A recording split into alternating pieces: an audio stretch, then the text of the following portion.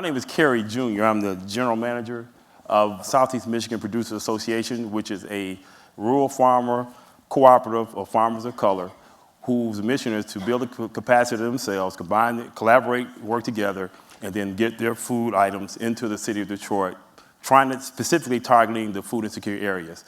So what we're doing to work on our project here is trying to create a local food system, hopefully that would help encourage us to deal with food sovereignty in the distressed areas.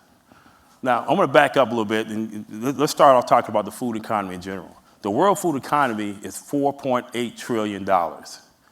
In the U.S., it's $835 billion. In Michigan, our state, is $102 billion, and the city of Detroit is $5.8 billion. Now, the question is, that's on the city level. So what is it in the neighborhood level? If you think about it, everybody has to eat. Everybody's buying food from someplace. And if their food was sort of localized, you have an economy that is being missed. So the question you ask, what is the food economy in your neighborhood or your rural community, or for that matter, your tribal nation? This is the $4 trillion we're talking about. These are the 10 multinational corporations that control all the food companies in the world. 5 of those are in the U.S. The other 5 are, I think, pretty much in Europe. But I guarantee you, any place you go, in any grocery store, any market, any brand you buy, I guarantee you that brand is on this page right here. So keep that in mind, whether it's gluten-free or organic as well, it's there on this page. 9% of the population controls 66% of the farmland. And as I mentioned before, 2% of our population now are farmers, and back in 1933 when it was 25%. And again, 4 multinational corporations control 69% of the seed market and 79% of the beef packing industry. 6 corporations control 50% of the U.S. food sales. And then the last one, just keep in mind, the small businesses sustain the economy, but the big businesses control it. So the more entrepreneurs we create, the more that'll help us sustain our economy, particularly in our distressed areas. Again, we talk about environmental issues impacting urban areas. As you see, food deserts is the number 6 item. Again, that's why we know it's a critical item we need to address here in the United States.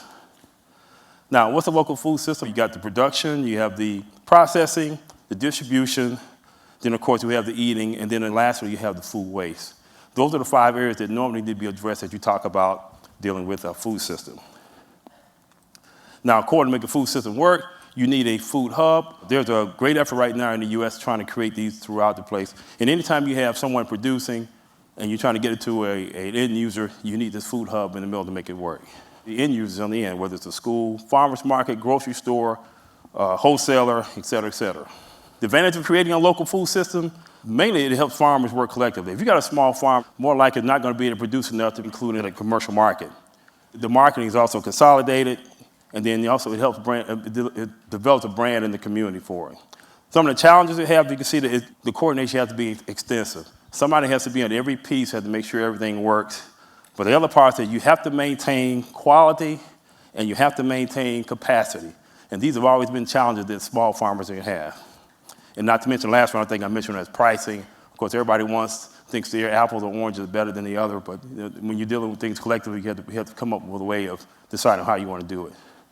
If you're trying to start a cooperative with small farmers, these are the markets they want to try to get into, whether it's small restaurants and caterers or small grocers, because the people on the left are usually willing to negotiate with you on your product or work with you on your capacity. The people on the right, once you get over there, they provide stability for your local food system, but at the same time, you have to be able to provide that consistency and quality on a regular basis. On the left, the food safety items that pertains to their grower. If they're going to get a commercial market, they have to be able to maintain these items, particularly food safety plan. Now, whether they're selling the farmers market, they usually can do what they want to do. We ask normally that you maintain at least a food safety plan. If you're trying to sell in a major store, you have to meet some of these other certifications. On the right, those are the classifications that we normally hear about, whether it's the conventional, which most of us know. Then you have organically grown, certified naturally grown, and certified organic. Now, a little bit more about SEMPA, our group. We started about 4 years ago, started about 12 farmers. These guys have been growing. These are excellent growers. The average age is 68 years old, so most of them have been growing pretty much most of their life. Now, keep in mind, most of them also had a full-time job when they had these farms. So they've retired now, and they're growing this land. Now, the problem with them on this side of it is that because they've been around that long, and to this day, they do not trust the government. So it's very hard to get them to get engaged with USDA programs. But on the other hand, I'm telling you, you have to get involved with these programs if you want to sell commercially. They all have tons of acreage, to say anywhere between 10 to 100 acres. But most of the guys now, even with the ones with 100 acres, are only farming on 2 acres because they can't do it themselves. Now, the challenges is, which we mentioned before, now they have this land and they're getting older and their children are not interested in farming. Like most of them are becoming attorneys or rap stars or athletes, and they're not interested in farming. But what we're trying to do is get those families interested in understanding the value of having that farm, and at the same time trying to help those farmers create transition plans for that farm. Now, on the other hand, we were also working with a group of urban farmers in the city of Detroit. This is the opposite. These are young people who are just learning about urban farming. They're getting excited, they're getting trained to do organic farming, but they don't have access to land. So we're trying to figure out how do we get this enthusiastic group who want to farm and farm it on 1/8 of an acre to work with these farmers who have, again, 10 to 100 acres who are used to doing things the original way. So the idea is, again, to get these guys to work together.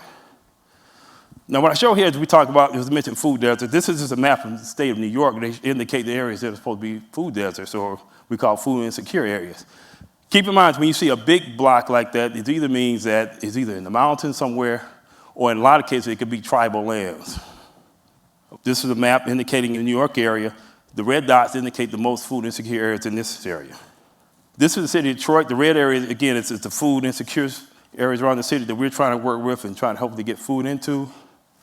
And this is a metro map, just to give you some indication. You see the city of Detroit in yellow. Right between Detroit and Ann Arbor is where our farms are located. So the whole idea is getting those farmers to work together. We get their product from there into the city of Detroit. We want to deal with food insecurity, but we also want to provide the job opportunities where they come. This is the building that we're working on, trying to get some funding to get it up and running. And this is pretty much to give you an idea of the scale we're working with. As you see, this is the network that we're trying to put together.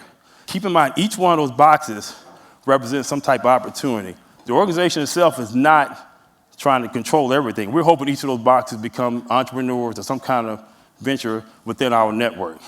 These are the jobs and opportunities that be produced from that network that I just showed you. So there's a lot of opportunity for a lot of people, whether it's jobs or entrepreneurs, that we hope to put in place. Well, our model was a cooperative production plus food hub plus markets equal local food system, and then a sustainable agriculture, local food system, and a nutrition education equal food sovereignty. So the question goes back to you again. What is your neighborhood, rural community, or tribal nation food economy? Just think about that, what it could be. Thank you.